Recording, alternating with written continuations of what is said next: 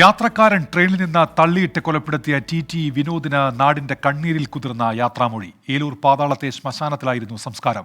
നൂറുകണക്കിന് ആളുകളാണ് മഞ്ഞുമല്ലിലെ വീട്ടിൽ അന്ത്യാഞ്ജലി അർപ്പിക്കാൻ എത്തിയത്.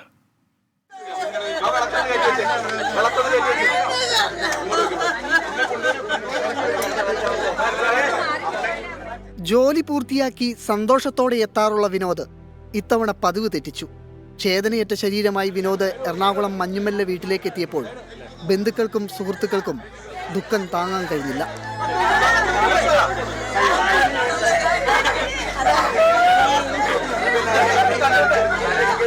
പൊതുദർശനത്തിന് വെച്ച മൃതദേഹത്തിൽ അന്ത്യാഞ്ജലി അർപ്പിക്കാൻ നിരവധി ആളുകളാണ് മഞ്ഞുമല്ല വീട്ടിലേക്ക് എത്തിയത്.